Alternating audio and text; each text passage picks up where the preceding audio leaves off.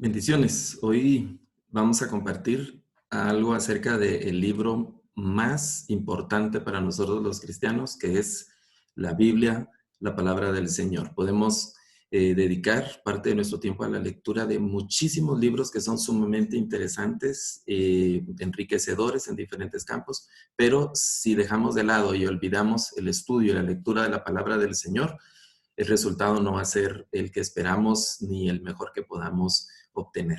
La recomendación siempre es que dediquemos la mayor parte de tiempo a nuestra lectura y al estudio bíblico y adicionalmente podemos completar ese estudio con otros libros que vamos a encontrar la necesidad de hacerlo debido al contenido de la palabra del Señor.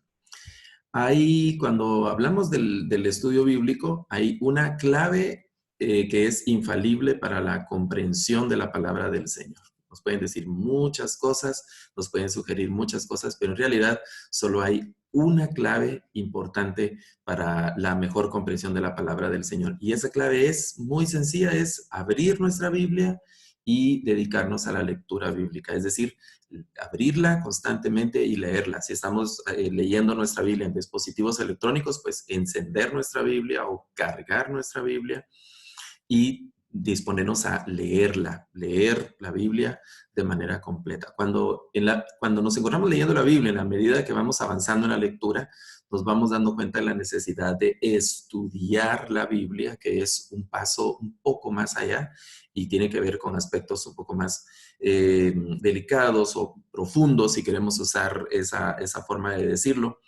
Pero la profundidad de ese estudio va a venir en la medida que nosotros leamos las escrituras. Si queremos obtener la mejor riqueza de la palabra del Señor, no la vamos a obtener por otros medios, sino a través del camino de la lectura y del estudio consciente de la palabra del Señor. Cuando estudiamos la palabra del Señor, hay dos cosas que van a ocurrir. Lo primero que tenemos que determinar es qué es lo que dice el texto de la Biblia, qué es lo que la Biblia dice. Cada época de la historia de la humanidad ha sido relevante, ha sido importante, indispensable el mensaje de la palabra del Señor. Y parte de ese mensaje, es decir, ese mensaje inicia cuando nosotros determinamos lo que la Biblia dice, no lo que los hombres dicen acerca de la Biblia, sino lo que la Biblia misma dice. La palabra del Señor habla, si queremos decirlo de esa forma, por sí sola. Es lo que la Biblia dice. Mi primera responsabilidad es ir a la palabra del Señor y constatar qué es lo que dice la Biblia, el mensaje de la Biblia, qué es lo que la Biblia dice. Lo siguiente con lo que nos vamos a enfrentar es qué significa eso que la Biblia dice. Y ahí pueden haber, en algunos casos, muchas, digamos, opciones dependiendo de la época, dependiendo de las circunstancias en las que estemos. ¿Qué es lo que significa el texto? Eso, aquí hay muchísimas cosas que decir, pero esos dos momentos son muy importantes, ¿no? ¿Qué significa el texto? Hay unos pasajes de la Escritura que no se dan para muchas interpretaciones o para muchos significados. Y hay dos palabras que pueden ser como técnicas cuando estudiamos la palabra del Señor. En la primera pregunta, ¿qué dice el texto? Nos va a ayudar a responder la exégesis. La exégesis. ¿Y qué significa el texto? Nos ayuda la hermenéutica, que son disciplinas cristianas del estudio bíblico que son indispensables. Todo estudiante serio de la palabra del Señor, todo estudiante temeroso de Dios y responsable con su llamado al estudio y a la proclamación de la verdad de Dios, estas son disciplinas que no puede eludir. Estas son disciplinas que tarde o temprano se va a encontrar frente a ellas y no las va a poder eludir. Porque la primera nos va a ayudar a entender qué es lo que dice el texto. El texto, por ejemplo, una de las partes muy importantes de la exégesis es que el texto bíblico no fue escrito en español, no fue escrito en inglés, no fue escrito en italiano o en francés, en uno de nuestros idiomas recientes, sino fue escrito en idiomas muy antiguos, por ejemplo, el hebreo, algunas expresiones en arameo, en el Antiguo Testamento, y el Nuevo Testamento escrito en el griego koiné. Entonces, esa disciplina de la traducción del texto bíblico y las diferentes estrategias o los diferentes métodos de traducción tienen que ver también con el estudio de los vocablos bíblicos ahora que a nosotros nos interesan tanto y que tienen una riqueza impresionante. Y eso va a ser campo del trabajo de la exégesis. Y luego entender cuál es el significado de esos textos y cuál es la mejor aplicación de esos textos para nosotros hoy. Eso es el trabajo de la hermenéutica. Y estas son ciencias o disciplinas que las podemos considerar como que tienen un campo similar y en algunos momentos se pueden sustituir esas palabras. Es decir, la exégesis se ocupa en ocasiones del mismo campo de la hermenéutica y la hermenéutica de la exégesis. En algunos campos las podríamos sustituir los términos, pero en general, de una forma muy sencilla, aunque aquí hay muchísimas cosas más que decir, pero de una forma muy sencilla diríamos que la exégesis nos ayuda a contestar la pregunta, ¿qué dice el texto? ¿Cuál es la mejor lectura del texto? ¿Cuál es la lectura del texto? Y la hermenéutica nos va a ayudar a comprender cuál es el significado de ese texto. Esa interacción, ese juego entre la exégesis y la hermenéutica nos va a ir llevando a interpretaciones. Las interpretaciones son ya como la materia, como el resultado, como el producto de esa dinámica entre la exégesis y la hermenéutica. Cuando esas interpretaciones se sistematizan, se redactan, se ponen en un papel, se ponen en algún documento y se empiezan a enseñar, se convierten en nuestra teología, las teologías. La teología, el término se ha definido de diferentes formas, pero vamos a decirlo ahora que es como la teorización de nuestra fe, poner por escrito lo que yo creo, poner por escrito en algún lugar lo que yo, cómo yo interpreto las escrituras y qué significan esas escrituras para nosotros en nuestro grupo cristiano o nuestra forma de pensar cristiana. Esa es nuestra teología. Y de nuestra teología se van a derivar nuestras doctrinas. Y aquí yo estoy pensando en doctrinas como la práctica de nuestra fe. Si la teología es la teorización de nuestra fe, las doctrinas van a ser las prácticas de nuestra fe. Y otra vez, teología y doctrinas pueden ser palabras que signifiquen lo mismo en algún campo. Yo estoy haciendo aquí la diferencia entre teoría y práctica. Por ejemplo, todos coincidimos en que a Dios se le tiene que adorar, todos coincidimos como parte de nuestra teología, y eso se desprende de la Escritura, que a Dios se le adora, que a Dios se le sirve, se le exalta, pero lo hacemos de diferente manera. Por ejemplo, en nuestras liturgias, en nuestros cultos, coincidimos en que a Dios se le canta, o que cantamos para expresar nuestra adoración como parte de nuestra adoración al Señor, pero no todos lo hacemos de la misma forma, no todos nuestros cultos son de la misma forma. Es decir, nuestras doctrinas derivan en algunas prácticas que no necesariamente van a coincidir. Por eso es que hay una buena base teológica en las que todas las iglesias coincidimos, pero tenemos variantes doctrinales en la forma en la que expresamos esas doctrinas. Y claro, hay diferencias que son más profundas y que son más relevantes, que son las diferencias teológicas. Y este sistema de interpretación teológica y la derivación en doctrinas son cosas que con el tiempo deben ser sometidas a una nueva consideración, a una nueva revisión para saber si estamos todavía basados en una correcta interpretación del texto bíblico. Por ejemplo, en este tiempo de la cuarentena y todo esto que hemos estado obligados con nuestros templos cerrados, pues, por ejemplo, el servicio de la Mesa del Señor o Santa Cena, como llamamos, ha tenido algunas variantes litúrgicas y hemos tenido que ceder en algunos casos a algunas situaciones que habíamos considerado, y esa es parte de nuestras doctrinas. Pero la teología detrás de la Mesa del Señor no ha cambiado, el significado de la Mesa del Señor no ha cambiado, la forma en la que lo estamos realizando ahora, por ejemplo, se dice que estamos realizando Santas Cenas virtuales. Esa forma de hacer la Santa Cena ha variado, pero la teología sigue siendo la misma. No estamos cambiando el significado de la Santa Cena, estamos cambiando la forma en la que estamos realizando la Santa Cena en muchos casos, aunque algunos pues están esperando y están dando tiempo para que cambie la situación y volver a la Santa Cena todos juntos en el templo. Esto se convierte en una especie de círculo virtuoso también, porque es interesante que entre más nos dedicamos a la lectura y al estudio de la Biblia, vamos a ir adquiriendo mayor comprensión del texto bíblico, y entre más comprendemos el texto bíblico, pues eso nos va a ir empujando a más lectura de la Biblia, una relectura del texto más minuciosa, más detenida, y eso nos va dando también una mejor comprensión del texto bíblico y aumentando nuestra fe. El texto bíblico es inagotable. No puedo decir, yo ya estudié la Biblia todo el tiempo, llevo 60 o no sé cuántos años de estar predicando y ya no tengo nada más que predicar, ya no tengo nada más que enseñar del texto bíblico. Eso no creo que a un cristiano sano le vaya a pasar. le puede pasar a una persona tal vez un poco, no sé, engreída, un poco autosuficiente, o de repente alguien que pierde el entusiasmo por el texto bíblico y se siente abrumado por el texto bíblico o agotado por el texto bíblico, pero el texto bíblico jamás lo vamos a agotar. Van a pasar muchas generaciones y el texto bíblico se va a seguir predicando, enseñando y escudriñando. Eso es bien interesante. La lectura y la comprensión de la Biblia aumentan nuestra fe. Nosotros regularmente estamos diciéndole al Señor, Señor, aumenta nuestra fe. Y nosotros, hay un grupo de cristianos que están esperando ver un milagro para que su fe se fortalezca. El verdadero fortalecimiento de nuestra fe va a derivar de la lectura y de la comprensión del texto bíblico. La oración, Señor, aumenta nuestra fe, llevémosla a la práctica, leyendo nuestra palabra, leyendo nuestra Biblia, leyendo la palabra del Señor que está escrita en nuestra Biblia. No esperemos un milagro. Yo creo en los milagros y he pedido al Señor por milagros y he visto milagros en mi vida y en la vida de amigos y familia y hermanos.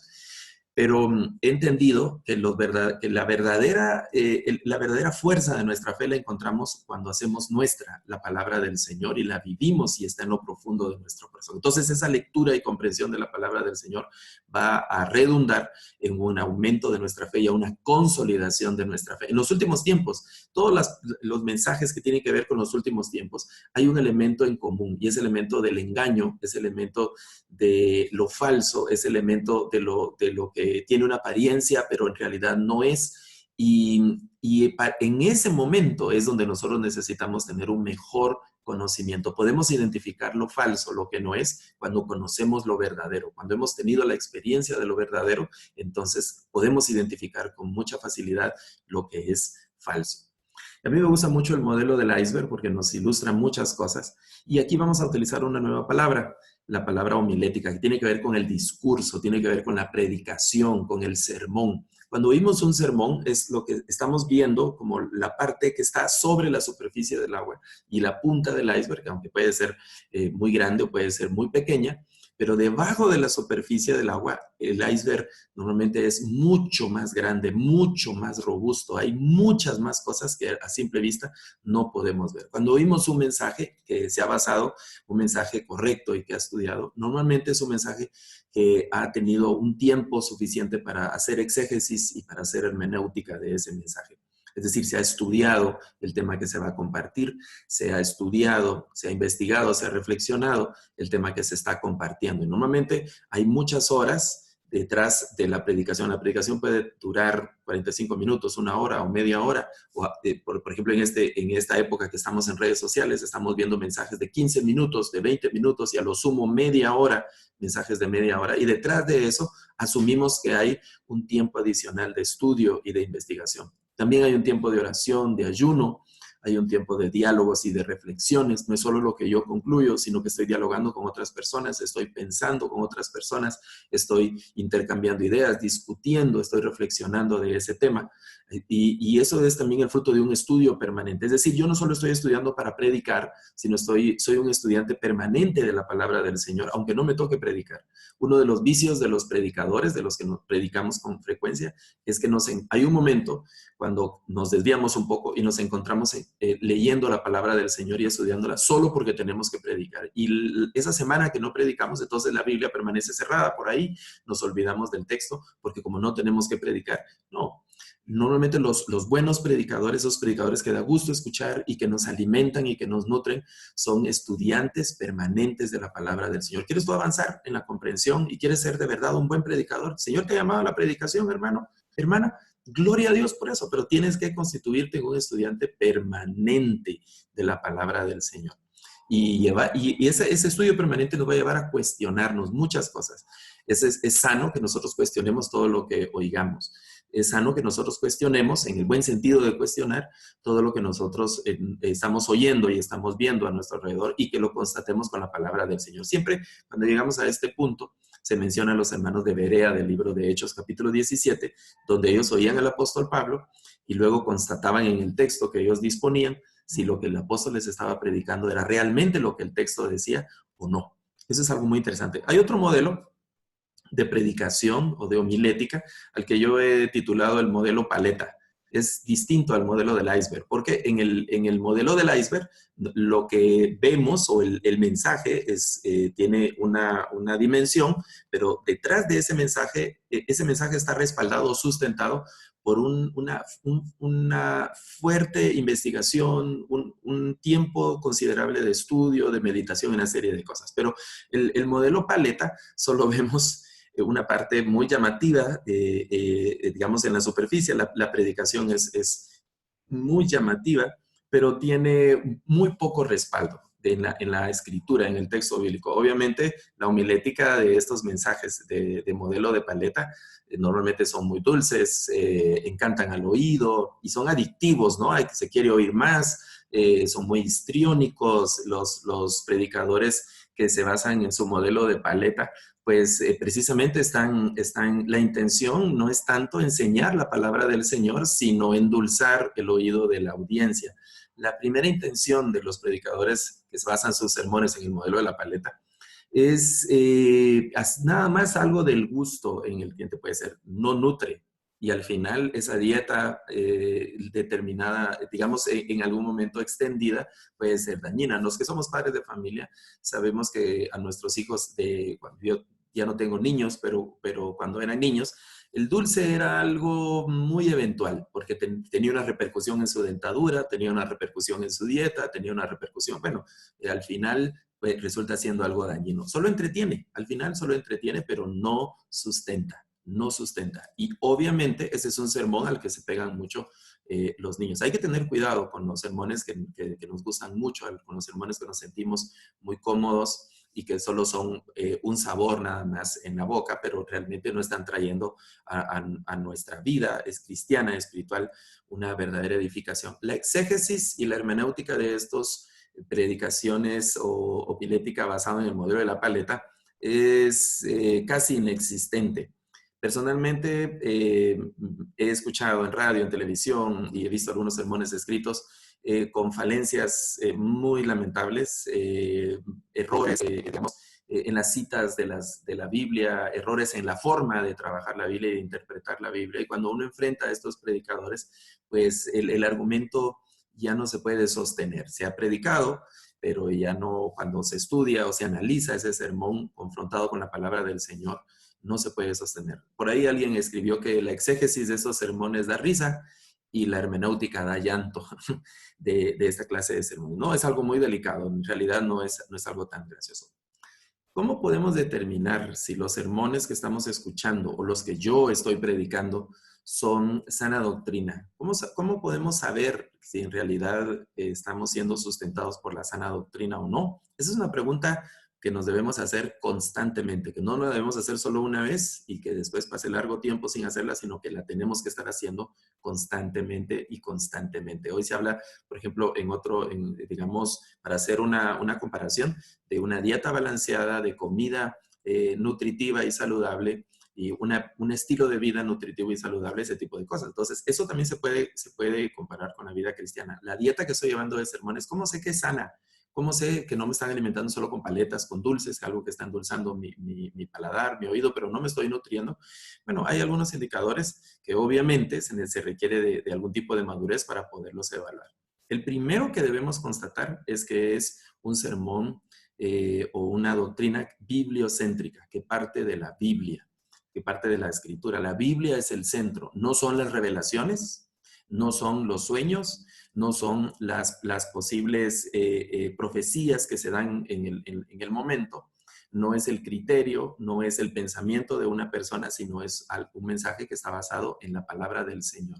Es la palabra del Señor la que salva, no es mi palabra la que salva, sino que es la palabra del Señor. Hemos sido llamados a predicar la palabra del Señor. No hemos sido llamados a predicar nuestros pensamientos, nuestros criterios y nuestras ideas. Hay un espacio para eso, pero tenemos que ser muy humildes y tenemos que ser muy sabios para reconocer esto es lo que yo pienso, pero la Biblia dice esto, y confrontar siempre nuestro pensamiento con la palabra del Señor. Si en realidad la doctrina es bibliocéntrica, eso nos va a conducir a la persona de Cristo. Entonces va a ser una doctrina cristocéntrica.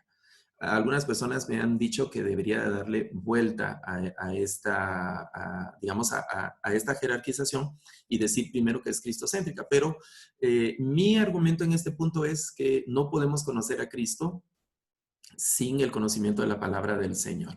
Las escrituras dan testimonio de mí, dijo nuestro Señor Jesucristo, y es decir, entre más conozco yo de la palabra del Señor, mejor conozco a Cristo. Y aquí hay una cosa bien interesante. Si no conozco la palabra del Señor, mi conocimiento de Cristo está en duda y es débil, o no conozco a un Cristo realmente que es el que mencionan las escrituras. Y el evento de Cristo, aquí vienen algunas palabras que voy a tratar de explicar muy brevemente, aunque ahí hay una riqueza impresionante que habrá que investigar posteriormente. Si el mensaje es cristocéntrico, entonces va a ser soteriológico. Quiere decir que es un mensaje que va a procurar la restauración y la salvación de la persona de manera integral. No solo una parte del ser humano, sino de una manera integral. La palabra soteriología se refiere al estudio de la obra de Cristo y esa obra de Cristo es el estudio de la redención, de la salvación. Y aquí van a derivar varias cosas que se desprenden de estas, ¿no? Va a ser una predicación que tiene diferentes matices y que cumple diferentes funciones. Va a ser una predicación que proclama el mensaje de salvación. A eso se refiere el término querigmático. Va a ser una predicación o una doctrina que es didáctica porque me enseña, me instruye, me dice cómo tengo que vivir, qué tengo que hacer. Va a ser una doctrina terapéutica, es decir, me sana, me restaura, cada vez soy mejor persona y cada vez soy mejor persona a la imagen y semejanza de Cristo, no a la imagen y semejanza de una persona en particular o de una denominación en particular, sino a la imagen y la semejanza de Cristo. ¿Qué tanto me parezco a Cristo? Esta doctrina que estoy escuchando y la que estoy llevando me está trasladando a ser una mejor persona. Esa es una pregunta que nos debemos hacer. Es una doctrina también que nos lleva por el campo de la diaconía, eso tiene que ver con el servicio, y la coinonía, que es la comunión, el grupo de cristianos, de personas que tienen la misma fe de nosotros, podemos hacer una comunidad. Y también es una doctrina que es profética. La sana doctrina es una doctrina profética. Y yo en este punto prefiero usar profética y no escatológica. La palabra escatológica puede tener algunas situaciones que se ha prestado para diferentes cosas. Yo prefiero usar en este sentido, aquí en este momento, la palabra profética, porque en la escatología algunos han hecho muchas especulaciones y la profecía bíblica es más de certezas y no de especulaciones. Por eso dice la palabra profética más segura es la palabra del Señor. Y también la sana doctrina es una doctrina que produce en nosotros exaltación y adoración, a lo que se refiere el término doxológico. Es decir, la sana doctrina es una doctrina bibliocéntrica, cristocéntrica, soteriológica, querigmática, didáctica, terapéutica, que nos conduce a la diaconía, a la coinonía. Es una doctrina profética, es una doctrina doxológica. Y aquí vamos a hacer unas breves definiciones de lo que hablamos hace un momento en relación a los términos exégesis y hermenéutica. La exégesis es una palabra griega que se puede traducir como narración o explicación. Por ejemplo, en Juan 1:18, la Biblia dice que el unigénito de Dios nos vino a mostrarnos al Padre, vino a hacer una especie de exégesis del Padre, a contarnos acerca del Padre. Y la palabra exégesis significa sacar. Tiene un prefijo griego que es ex, significa sacar el significado, extraer el significado, a eso se refiere. Hay otra palabra parecida, que es la palabra eisegesis, que la intención es al revés, ¿no? Como meter un significado. Cuando yo estudio la Biblia y yo llevo una idea preconcebida y solo busco unos versículos para apoyar la idea que tengo, no es exégesis lo que estoy haciendo propiamente, sino es una exégesis lo que estoy haciendo. Es decir, estoy metiendo en la escritura, quiero respaldar en la escritura el pensamiento o la idea que yo ya tengo. Ese es un grave error. Definitivamente es un grave error. Yo tengo que ir a la escritura, tratar de ir con mi mente lo más en blanco que pueda para que la escritura sea la que de ella obtenga el mensaje. No voy a ir ya con el pensamiento a la Biblia y buscar, repito, mis versículos favoritos o las partes de mis versículos favoritos para apoyar mi criterio o mi idea, sino que debo ir para que de la Biblia se extraiga el mejor mensaje. La exégesis se basa sobre todo en una estructura de la sintaxis del pasaje, en la semántica de los términos que están incluidos en el pasaje, el significado de los pasajes dentro de un contexto en particular. Las palabras, cuando yo las saco del contexto, pierden el significado que deben de tener y eso es un asunto muy, muy delicado. Hace unos años, y yo he contado esa experiencia, en un lugar cerca de la comunidad donde yo vivo, vi en manos de alguien una carta de extorsión que estaba formada, yo lo había visto solamente en las películas, pero en esa oportunidad lo vi así físicamente, una carta de extorsión que estaba formada con pedacitos de periódicos y pedacitos de revistas. Y decía un texto, ¿no? Pidiendo la extorsión con insultos y una serie de cosas, pero habían cortado de periódicos y de revistas pedacitos y habían formado las frases que los extorsionistas querían decir. Y ahí estaba. Obviamente cada una de esas palabras había sido escrita en un contexto diferente, pero al sacarla del contexto tomó un significado diferente. A eso se refiere la semántica, la gramática, la estructura léxica de la sintaxis y el significado de los términos y los vocablos es algo que debemos de comprender dentro del estudio exegético. La hermenéutica es una ciencia o una disciplina que significa traducir, interpretar, explicar y obtener el significado de eso. Ahora, teológicamente, la hermenéutica es la ciencia y el arte de la interpretación bíblica. Y entonces aquí es donde nosotros tenemos que dedicarnos al estudio serio de la palabra del Señor, conocer cuáles son las mejores herramientas hermenéuticas. Hoy en este video no podemos agotar el tema, se han escrito una gran cantidad de textos y ya es iniciativa nuestra que podamos ir allí y que los podamos nosotros estudiar, identificar para poderlos utilizar. Ok. En exégesis entonces vamos a determinar lo que el texto dice. La exégesis intenta reconstruir la lectura original para descubrir cuál fue el significado primario de ese texto. La hermenéutica nos va a ayudar a interpretar lo que ese texto significó en aquel momento y lo que significa hoy para nosotros y cómo se aplica. Esas disciplinas trabajan con los idiomas bíblicos. Otra vez, todo buen estudiante de la Biblia, todo estudiante serio de la palabra del Señor, tarde o temprano, se va a topar con un muro grande que son idiomas bíblicos y va a tener que estudiarlos. El estudio solo de algunos vocablos bíblicos no es suficiente para la mejor comprensión del texto bíblico. Yo he sugerido con humildad, con cariño y tratando de ser lo más diplomático y protocolario posible, he sugerido a los hermanos que traten de evitar el uso de vocablos bíblicos si no se ha tenido un estudio elemental o básico, intermedio del hebreo y del griego, porque se cometen muchos errores desde los púlpitos al no tener un estudio de los idiomas bíblicos y se usan o se citan, se ha usado y se ha citado mal en muchos sentidos. Entonces es mejor estudiar y se puede hacer por su propia cuenta o se puede buscar un curso para tener ese conocimiento. Entonces yo ya puedo citar y utilizar y comprender, no solamente un vocablo bíblico, sino el significado de ese vocablo bíblico dentro de un contexto en particular. Y por último, la homilética viene de un término griego que significa conversación, y en la historia de la iglesia ese término ha venido a significar entonces la instrucción verbal, el sermón, la predicación. A eso se refiere la homilética, y como vimos en los modelos como el modelo del iceberg, la homilética está sustentada por el estudio de la palabra del Señor utilizando las herramientas que nos brinda la exégesis y la hermenéutica. Voy a concluir haciendo como entrelazar estos términos. En exégesis vamos a establecer la mejor lectura del texto y en hermenéutica vamos a encontrar los principios y esquemas para la interpretación y la aplicación de ese texto. Explicamos el lenguaje, la gramática y la sintaxis con las herramientas que nos brinda la exégesis y aplicando las reglas bíblicas de interpretación, eso es la hermenéutica. Esa dinámica va a formar la sustancia que tiene que ser proclamada y predicada desde la homilética. Así que el Señor les bendiga y vamos a continuar platicando en un próximo video.